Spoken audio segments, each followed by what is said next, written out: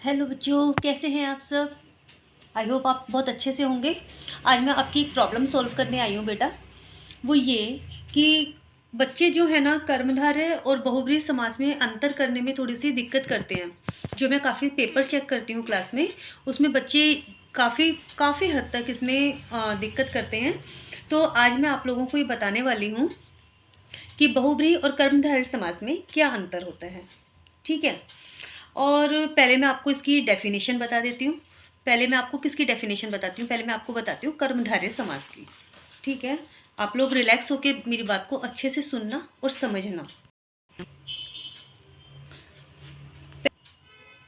कर्मधारय समास में पहला पद विशेषण तथा दूसरा पद विशेष्य होता है, अथवा एक पद उपमान और दूसरा पद उपमेय होता है। याद आ गई आपको मेरी डेफिनेशन जो मैंने लास्ट वीडियो में आपको बताई थी। एक पद विशेषण होता है, दूसरा विशेष्य होता है। तो विशेषण विशेष्य क्या होता है, मैं आपको अब उदाहरण बताती हूँ। उदाहरण हम देख लेते हैं। महावीर, महान है जो वीर। यहाँ जो वीर है वो विशेष्य है और विशेष्य का विशेषण है महान। तो वीर जो है उसकी विशेषता क्या हो रही है, महान वीर, महावीर। तो यहाँ पे जो बहुब्रीहि समास में जो क्या होता है बेटा, दोनों पद मिलकर किसी तीसरे पद का संकेत करते हैं। जैसे महान वीर है जो, अर्थात हनुमान। अब आप कहेंगे मैडम कैसे। अब मैं आपको इसको अच्छे से बताना चाहूँगी कि कर्मधारय और बहुब्रीहि में क्या अंतर होता है। बहुब्रीहि में मैंने आपको इसके अलावा मैंने और उदाहरण भी मैंने लिख रखे हैं, वो मैं एक एक करके पकड़ती हूँ। पहले मैं आपको महान वीर का देखो। इसमें जो मेन बात होती है ना बेटा, इसमें आपके जो समास का जो होता है वो विग्रह पे डिपेंड करता है कि आप उसका विग्रह आप किस तरह से कर रहे हैं, उस हिसाब से आप समास को नाम देते हैं। अब अगर आप महान है जो वीर, तो वहाँ पे जो उसकी विशेषता बता रहा है, तो इस तरीके से यहाँ पे पहले तो बन जाता है कर्मधारय समास, जो मैंने आपको कर्मधारय समास की डेफिनेशन बताई। लेकिन मैंने आपको लास्ट वीडियो में बताया था कि बहुब्रीहि समास में पहला पद भी प्रधान नहीं होता, दूसरा पद भी प्रधान नहीं होता, तीसरा अन्य पद प्रधान होता है। तो वहाँ पे बहुब्रीहि समास होता है। तो उसको हम कैसे डिफाइन करेंगे, जैसे जो बहुब्रीहि समास में हम इसको कैसे बना देंगे। महावीर में महान वीर है जो, या महान है जो वीर, तो हनुमान, महान वीर तो हम एक ही को कहते हैं, महावीर हनुमान जी के लिए कहा जा रहा है।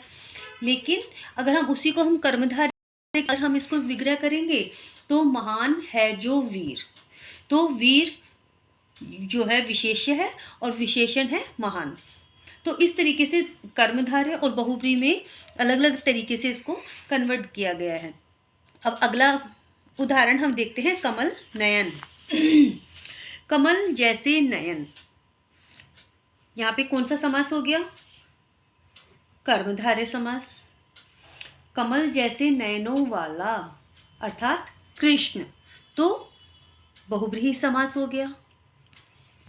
महात्मा, महान है जो आत्मा, तो कर्मधारय समास हो गया। महान आत्मा है जिसकी, अब महान आत्मा है जिसकी, इसमें आप किसी का भी नाम ले सकते हो, चाहे से आप महात्मा गांधी के बारे में कह सकते हो या किसी के भी बारे में आप A to Z, जो भी आपको बड़ा नेता हो गया या कोई बड़ा बुजुर्ग हो गया, उसके लिए आप इसको नाम ले सकते हो। मैं ऐसा नहीं कहूँगी कि आप किसी पर्टिकुलर एक मेंबर के लिए, एक पर्सन के लिए आप ये बात बोलो, एक व्यक्ति के लिए बोलो। ऐसा इस तरीके से करने पे आप किसी का भी नाम यहाँ पे लिख सकते हो। महान है जो आत्मा, कर्मधारय समास हो गया। महान आत्मा है जिसकी, बहुब्रीहि समास हो गया। इसमें आप उसका नाम दे सकते हो, चाहे से आप महात्मा गांधी या किसी भी महात्मा का नाम आप दे सकते हो। नीलकंठ, नीलकंठ में कंठ कहते हैं गले को, तो नीला गला, तो ये किसका, कर्मधारय समास का विग्रह हो गया।